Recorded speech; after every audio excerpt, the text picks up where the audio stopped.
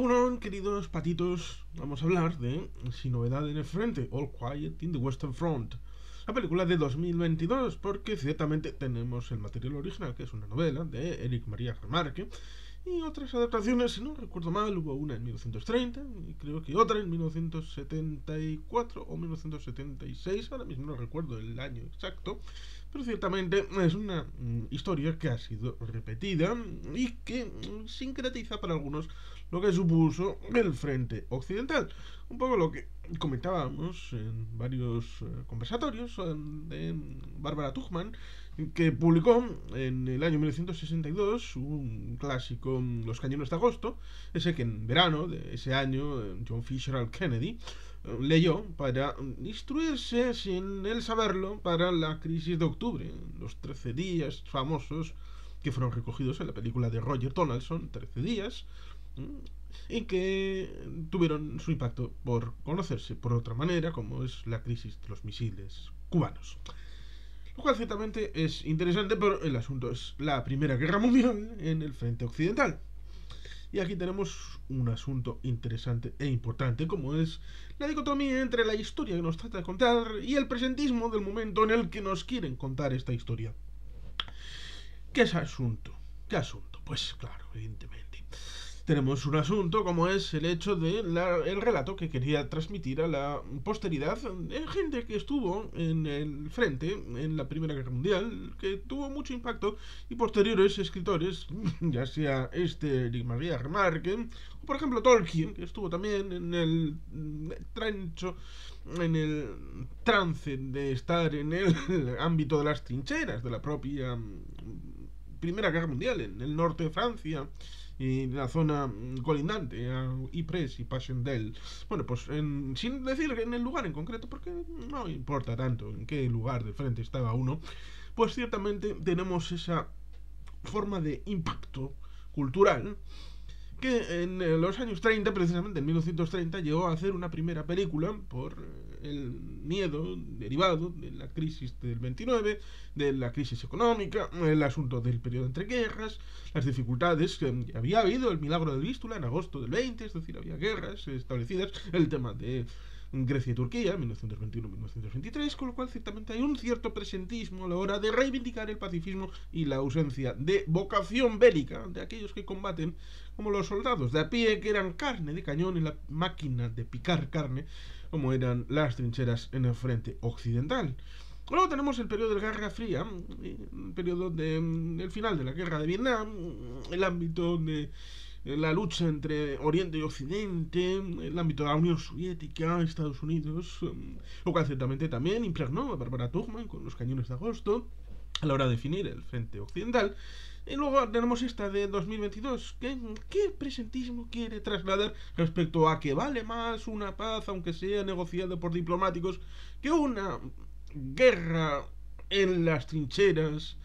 ¿Qué guerra de la actualidad se está empezando a parecer a los eventos de la Primera Guerra Mundial en la zona del Dnieper? Bueno, pues ciertamente hay algunos que puedan tomar esa vertiente como presentismo para explicar que la paz es un medio y un fin en sí mismo. El problema está en que, por ejemplo, como Bélgica, si la guerra te viene, pues te tienes que defender. Y aunque hay un país que es un poquito más grande y que su nombre se denomina como frontera, Ucrania, bueno, pues si te invaden, pues tienes que ir a la guerra porque te han llevado a la guerra. Pero esto es otro asunto. Tenemos en la película, evidentemente, un sonido y una música que está bastante bien, a pesar de que chirría cuando la empiezas a ver, y que evidentemente pues tiene un elemento que yo elijo, bueno, yo no sé dónde lo he escuchado antes, quizá fuera en la serie Chernobyl de 2020, quizá fuera en 1917, no lo sé, ahora no lo recuerdo, pero es un sonido un poco estridente de las trincheras, sobre todo, y resulta impactante. Pero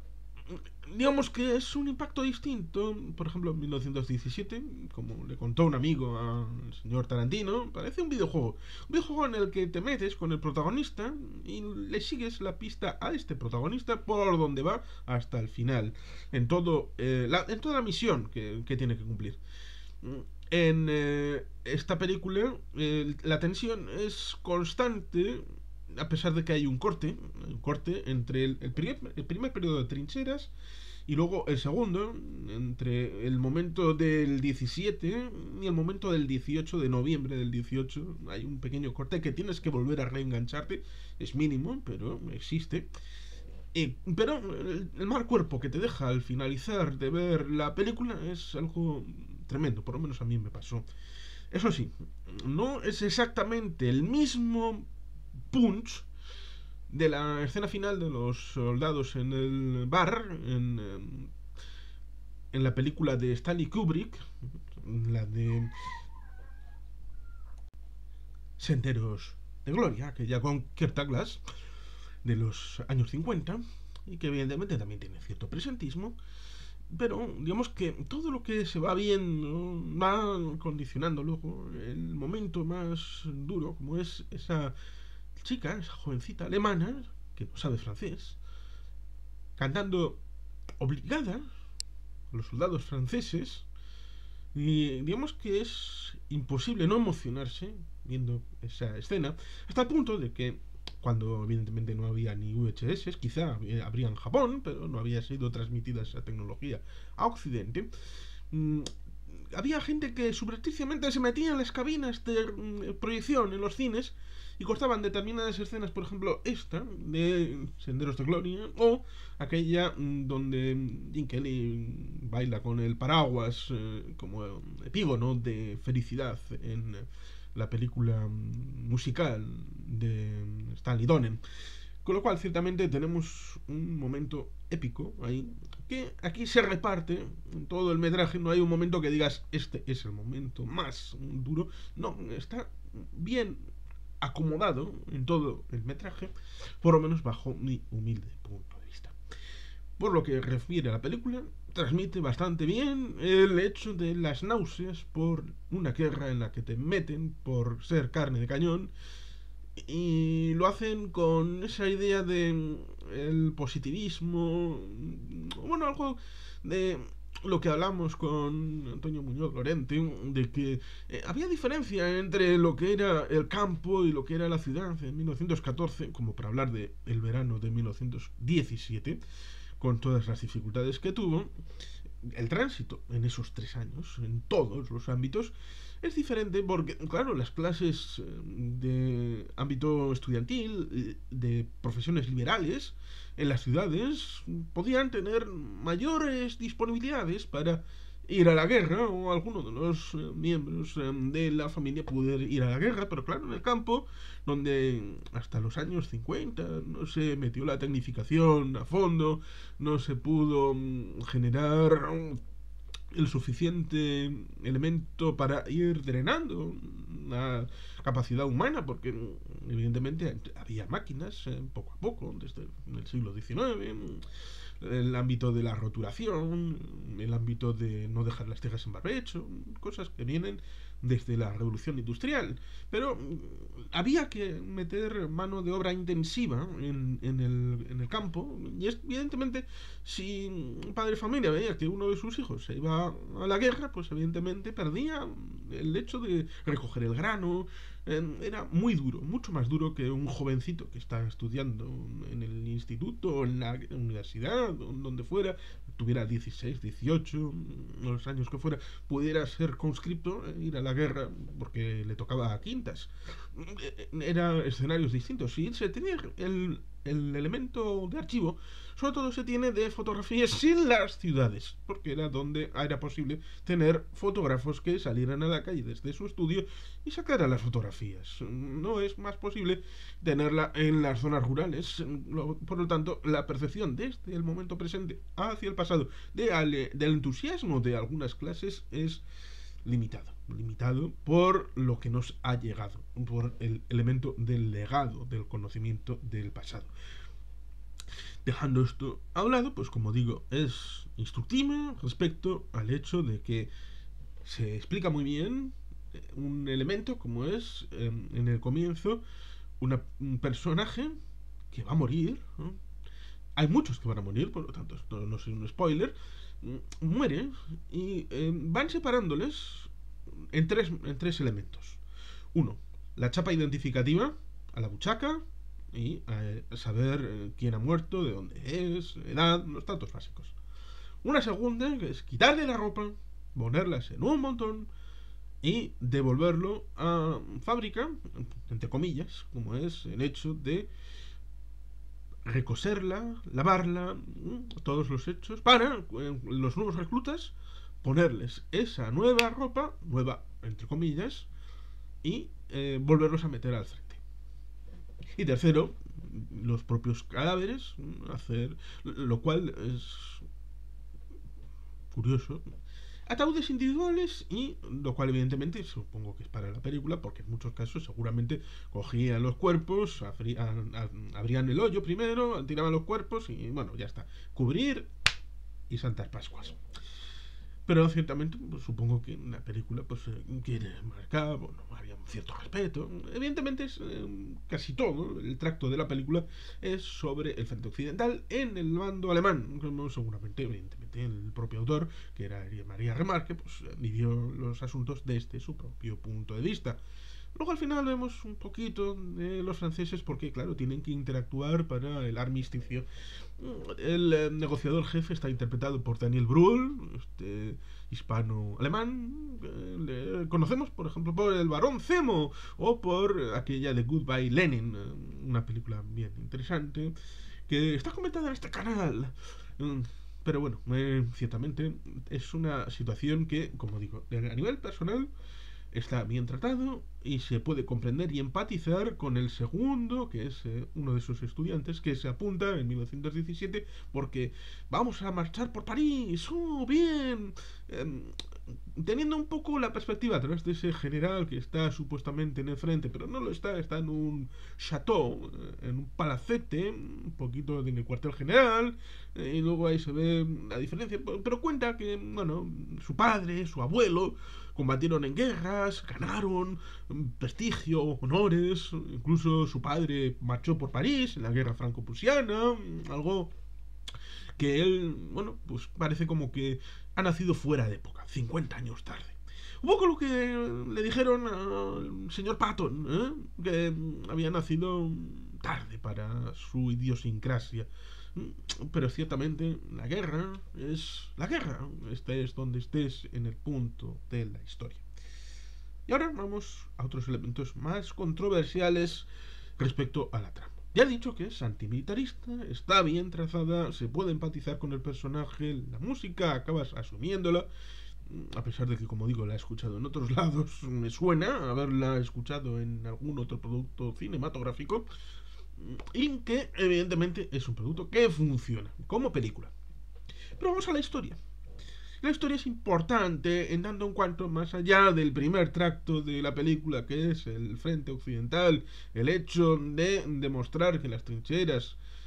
fueron una picadora de carne, a pesar de que, como comentamos con Antonio Muñoz Lorente, fue un sistema para salvar vidas, fue humanitario, porque antes se hacía combate al aire libre y los que le disparaban, pues ya está. Pero las trincheras, digamos que fueron un sistema para guarnecer al soldado, incluso debido a esto, respecto a guerras anteriores, era más posible que fueras herido, trasladado a retaguardia, después vuelto al combate, lo cual no evita el hecho de que cualquier guerra es un elemento donde la persona primero se desdibuja en un colectivo que es el ejército, y segundo, ese ejército es utilizado como piezas de un ajedrez donde hay alguien que domina, que es la vista de este general calvo y con mostacho en el cuartel general, y que a diferencia de otros, ya sean otros ejércitos en otras épocas, combaten al lado de sus tropas, lo cual ciertamente diferencia esta idea. Pero esta película, en ese concepto, está muy influenciada seguramente a través de Senderos de Gloria de Stanley Kubrick, que tiene esa idea del lado francés, en aquel caso, de que hay unos tipos allí en el chateau, en el cuartel general,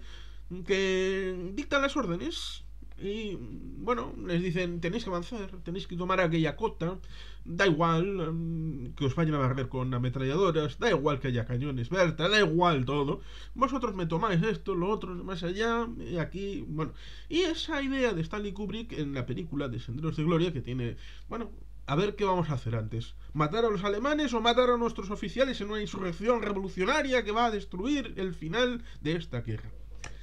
En 1917, en la historia verdadera, pues los aliados y los del Imperio Central, lo cual es curioso porque en el momento se llamaron la Entente, los futuros aliados, pero estaba influido por la Segunda Guerra Mundial y su denominación, pues evidentemente los aliados tenían una situación económica complicada. Había una diferencia en el ámbito de la construcción de munición. Hubo que ayudar a través de Estados Unidos, de Wall Street. Los británicos hacían una compra mancomunada de todos los miembros de Europa, de la comunidad aliada. Y evidentemente también vamos a ir a la parte de la Alemania. Evidentemente Alemania tenía dificultades. ¿Por qué? Porque había tenido la idea de no repercutir el hecho bélico en la sociedad alemana. Hasta el punto de que cuando llega el año 17 es cuando empiezan a tener necesidad la ciudadanía alemana, hasta el punto de empezar a generar una serie de movimientos críticos contra el Kaiser y contra el gobierno del canciller Bernhard Hollweg. Y tenemos ahí ese momento de duda, de crisis, en donde quieren cambiar el sistema, pero tienen tres salidas y cogen la de en medio. ¿Qué pasaba?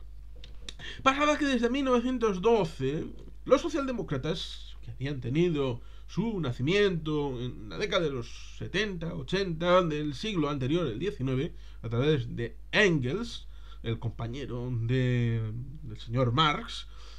pues digamos que había sido fundado el Partido Socialdemócrata y había empezado a tener cierta presencia en la Cámara de Representantes de Alemania, que era una especie de dieta, de acompañamiento al sistema imperial, en donde pues hacían como que eran un poquito de democracia liberal, con monarquía, un poco como el primo británico. Estaban en 1914, pues estaba el primo Nicky, el primo George, el primo Willy, Guillermo de Alemania, Nicolás de Rusia y el señor Jorge del Reino Unido. Bueno, pues ahí tenemos una realidad en donde, pues evidentemente, el Partido Socialdemócrata acabó obteniendo prevalencia en Alemania e incluso ser la primera fuerza. Pero como el gobierno podía ser elegido en alguien que eligiera al Kaiser, pues evidentemente no iba a darles el poder a los socialdemócratas por primera fuerza que fueran. Un poco lo que pasó con la situación de la marcha sobre Roma, que hace recientemente, es un hecho conocido, el centenario.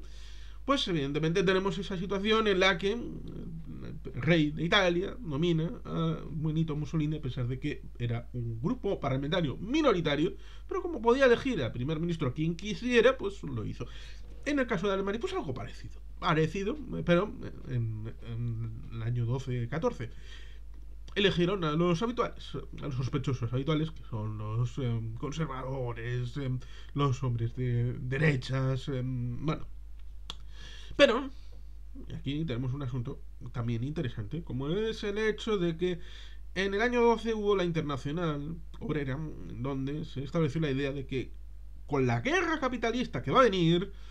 ninguno de nosotros va a poner ningún obrero encima de la mesa de la picadora de carne. Ya estaban viviendo la guerra en los Balcanes, la primera y segunda guerra balcánica, en el año 1912-1913, la guerra en Libia,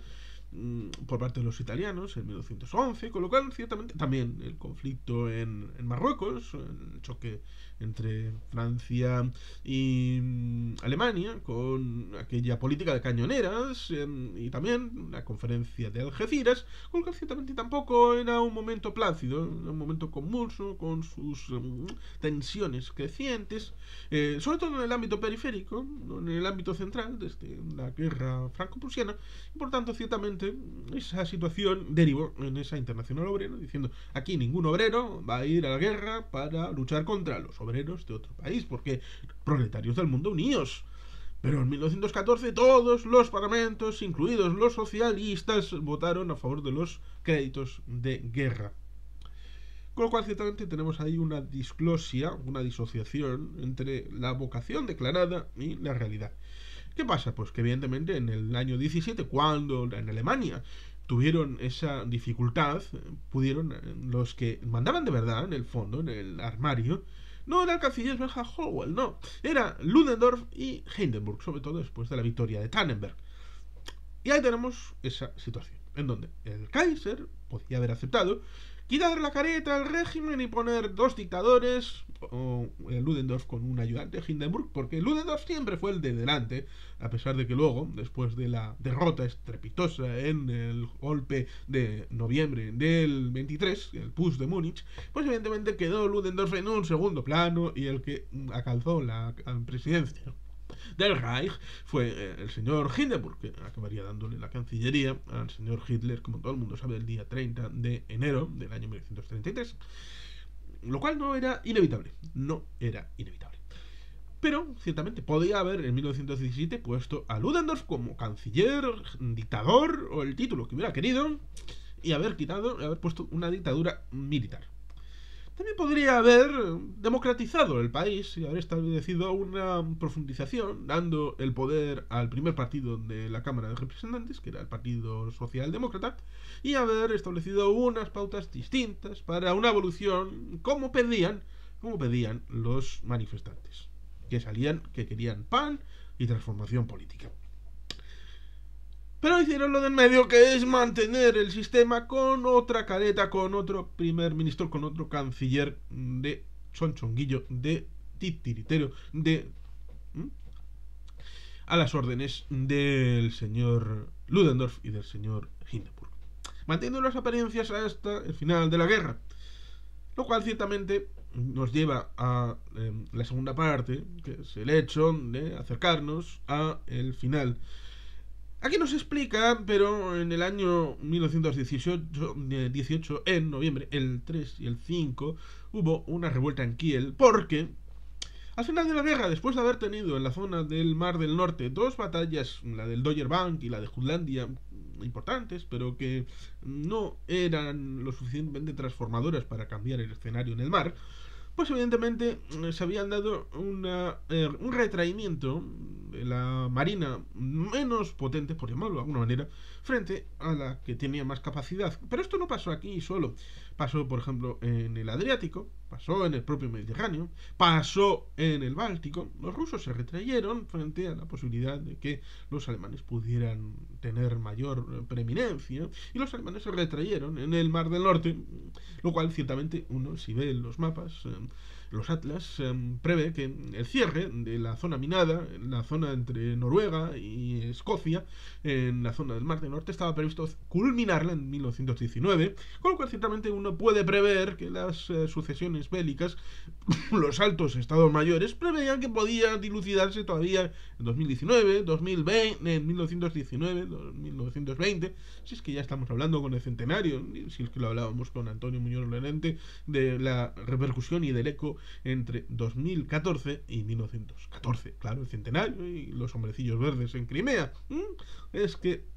hacemos presentismo. A veces hacemos presentismo de la historia, y por eso hay películas como estas, a veces otras para contar la historia y punto y final.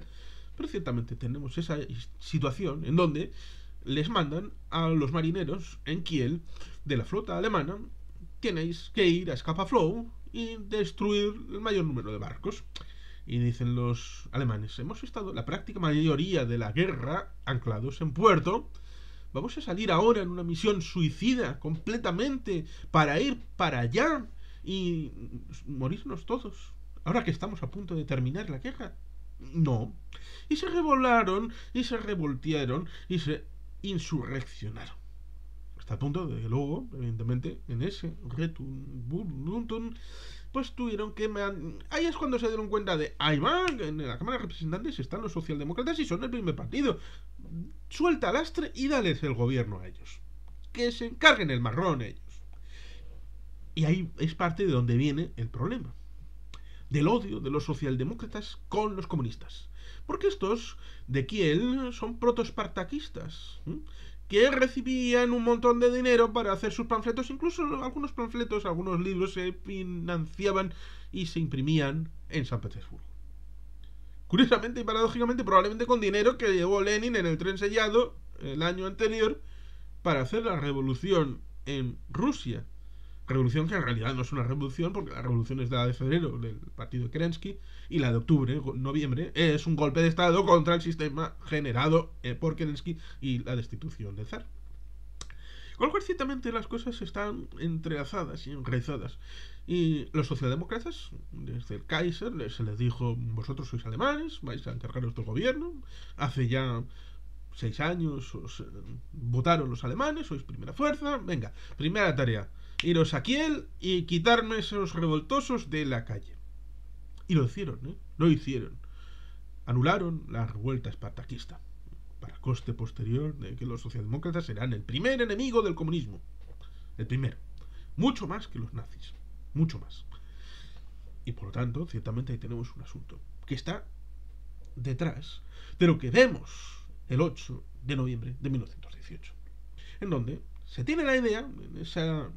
parte de los 100 días, después de haber llegado al acuerdo de Brest-Litovsk de marzo del 18 con los soviéticos, se tenía la idea, los soviéticos digo porque los bolcheviques acabaron siendo los soviéticos, por simplificar. Lo hizo con Trotsky, con Lenin, ese elemento de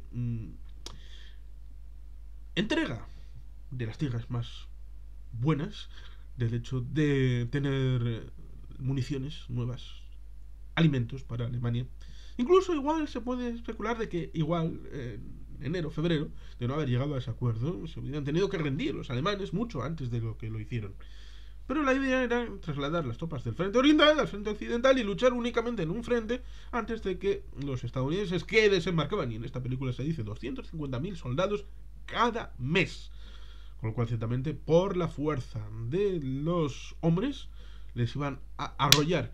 Y hay también una paradoja, que es que se suele decir, y también en esta película, el hecho de que todo tranquilo en el frente occidental, sin novedad en el frente, como si fuera un frente estático, que lo era ciertamente porque se movía unos metros, pero había que romperlo, y para eso se ingeniaron un montón de instrumentos, como por ejemplo el lanzallamas, que se ve al final, pero no se hizo un uso únicamente en el final. El tema del tanque, que ciertamente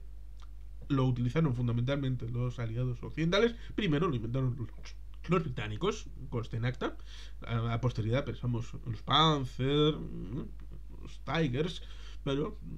primero fueron los británicos, y luego tenemos en la película unos cacharros que no sé si son propios de la época o no, pero digamos que parecen portentosos, incluso con mayor maniobrabilidad de la que tuvieron, porque ninguno tiene un pinchazo, tiene ese pinchazo, es broma, porque no llevan ruedas de caucho. El asunto de pasar por encima de las trincheras, que se quedaran debajo, o que al meterse en una trinchera se quedaran rascados, tuvieron menor peso del que se quiere poner en esas batallas finales, con las dificultades que evidentemente luego supuso, por ejemplo, que la doctrina que es necesaria para el uso de las armas, un Charles de Gaulle tuvo importantes peleas para tratar de meter el arma acorazada ya para la vista de 1938, 39, 1940, con lo cual ciertamente tenemos una perspectiva un tanto vidriosa de este asunto en esta película. Pero es eso, ciertamente. Los últimos 100 días es un espacio que se estudia antes del armisticio, tratando de ese punch final, en una situación en la que se inventaron las unidades más pequeñas para tratar de romper las unidades especiales, lo hizo Alemania, con lo cual ciertamente es un elemento que también está ahí. El hecho de la puñalada por la espalda, el transmitir el gobierno a los socialdemócratas, decir que nos han traicionado, pero siempre se olvida de que aquí se pone que el cuartel general alemán estaba en Spa-Francorchamps, donde está el circuito de Fórmula 1, y que tuvo luego importancia, la batalla de las Ardenas a finales de 1944. Tenemos ahí una realidad en donde Ludendorff, en noviembre del año 18, tuvo una crisis neuronal, un problema de nervios, en donde vio como Bulgaria cambiaba de signo, donde el ámbito del Imperio Austrohúngaro tenía nulo, absolutamente nulo elemento de confianza, que los británicos y franceses, con lo que quedaba de los serbios, habían estado en Salónica toda la guerra atrincherados y acuartelados porque no podían salir de allí, y empezaron a subir por los Balcanes en dirección al Imperio Austrohúngaro, que ya se estaba empezando a desmembrar. Y pensaron, vale, aquí estamos conteniendo en el frente occidental, pero igual por el bajo vientre, que luego lo del bajo vientre será una hipótesis que también traerá de su importancia en la Segunda Guerra Mundial, por el bajo vientre igual nos meten el ejército aliado por Alemania y por lo tanto es más sencillo hacer un armisticio con vistas a reanudar la guerra dentro de unos meses. Una pausa técnica. Una pausa técnica que se convirtió en algo más estructural. Con lo cual, ciertamente, tenemos una situación que, evidentemente, la película trata de desligarse de la historia, el tema de Compiègne, el tema de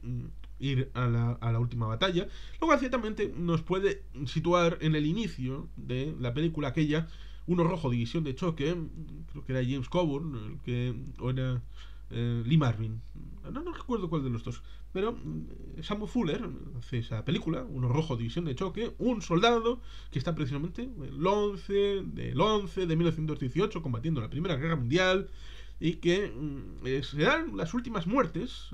tontas, tristes, lamentables, como todas las demás, en ese último momento. Y Uno Rojo, División de Choque es sobre todo de la Segunda Guerra Mundial, de ese soldado que ha combatido, que tiene experiencia y que vuelve a participar en el escenario bélico en la segunda, una vez que empezamos a contar las guerras mundiales, porque ciertamente la Guerra de los 7 años en el siglo XVIII también tiene todas las características para denominarse guerra mundial y no lo hacemos. Con lo cual, ciertamente, tenemos ahí una situación en ese momento final de la película en donde se trata de establecer esa idea de la diferencia entre unos militares a los que se dice, no es que estamos aquí por los militares, ya bueno, por los militares y por el elemento civil que quería que los militares hicieran estas cosas. Al fin y al cabo, el señor Clemenceau, el tigre francés, dijo aquello de la guerra es demasiado importante para dejárselo a los militares, y nunca ha sido asunto única y exclusivamente de los militares. Esa diferencia entre el general de calvicie en la calvocracia y el mostacho, el cuartel general inmediato, que quiere la guerra, que quiere ganar, que quiere vencer, el que no ha estado en la guerra porque ha estado en la retaguardia, en el cuartel general, no ha ido a la trinchera, como Pétain acabó haciendo en 1917 cuando se insurreccionaron los franceses. Y fue a pie de trinchera a estar con los soldados y decirles: yo soy uno como vosotros, estoy aquí al lado vuestro. Y eso coaguló la situación de dificultad de unos franceses que siempre lucharon en su territorio y los belgas un poquito en la zona cercana a Ypres. Con lo cual, ciertamente, tenemos una situación en la que la diferencia entre el soldado y el mando pues era importante. Y como comentamos en ese conversatorio con Antonio Muñoz Lorente, la situación del frente occidental estaba derivada sobre todo de la coagulación de un montón de materiales que era necesario construir: una carretera nueva, una línea de ferrocarril, un nuevo cuartel general, y evidentemente los de frente se acababan enterando un poquito. Y si en el momento de trasladar todos esos insumos a la batalla decían: esto no va a ir muy bien, queremos trasladarlo, pues todo el elemento generado para llevarlo hasta ahí, pues evidentemente sería tirarlo a la basura. con todo el coste que significaba, con lo cual no había otra que seguir adelante. Lo mismo que comentamos en el hecho político, diplomático. Una vez metidos en faena, pues ya fue difícil, sobre todo cuando ordenaron la movilización, ya fuera parcial o total, en julio del año 14. Por tanto, ciertamente, como nivel político-militar, lo político, mal, mal. No transmite más que elemento epidérmico, que es bastante coqueteante con la teoría de la puñalada en la espalda.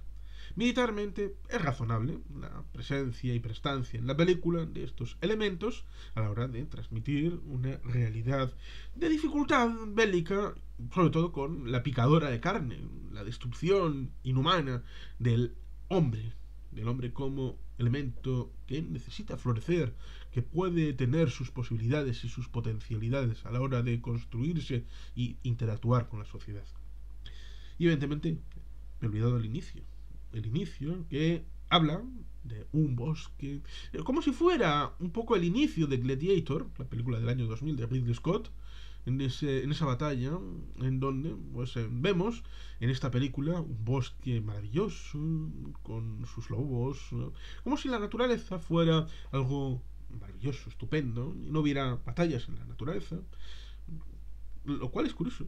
El lobo, que en la cornisa cantábrica ha tenido mucha penetración en los últimos años para la destrucción de zonas ganaderas de ovejas, que se convierte en lupus canis con el perro, hasta el punto de que si desapareciéramos en un chasquido de dedos de Thanos, todos los seres humanos, como quiere en Endgame, en Infinity War quiere quitar la mitad, pero en Endgame nos quiere quitar a todos y reiniciar el universo de cero. Pues si pasara eso, lupus canis, es decir, los perros, no tendrían presencia.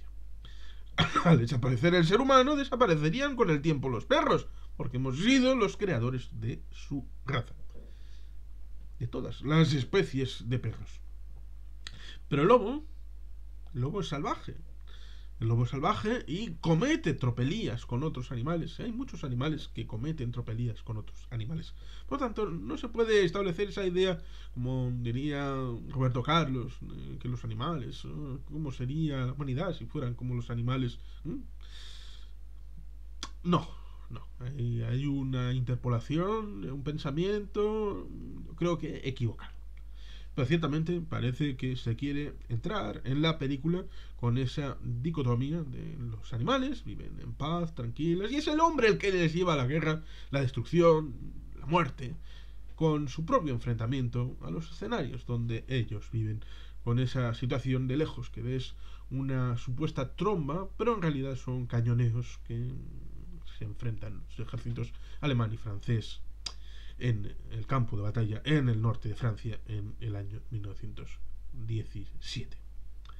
Por tanto, ciertamente es una película que resulta interesante, que resulta intimidante, que resulta muy dura después de haberla visto. La memoria inmediata te deja incluso un poquito temblando en lo que has visto, y que evidentemente sería bueno que no hubiera guerras en la faz de la Tierra. Por eso la encíclica de 1963 del Papa Juan XXIII, el llamado Papa Bueno, Pacem in Terris, muy interesante, pero a veces si vis pacem pare bellum, porque digamos que a veces, si tú quieres la paz, pero no estás preparado para defender a los tuyos y lo tuyo, pues puede pasarte que otro, que tenga menos civilización entre comillas, venga como bárbaro y te arrolle. Ciertamente estoy haciendo referencia al Imperio Romano, donde la cultura, la tradición y todos los valores elevados estaban del lado de Roma, a pesar de que había unos gilipollas que no veían más que su interés particular. Me refiero a ciertos patricios con sus villas y a ciertos generales con su aspiración política, incluso dispuestos a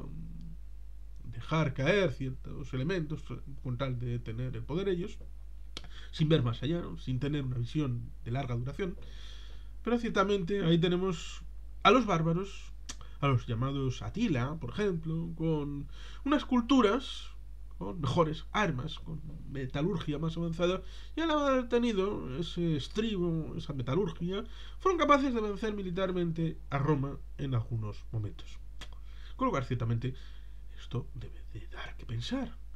Lo cual, evidentemente, debe hacer que los ejércitos no sirvan para la ofensiva, sino para la defensiva, es decir, para evitar el conflicto bélico, que no se llegue a el hecho bélico. Y por eso es bueno, como hicimos con Antonio Muñoz Lorente, tratar de establecer el elemento diseccionador de cómo se llegó a esa guerra. Cómo fue posible acceder en junio, julio, agosto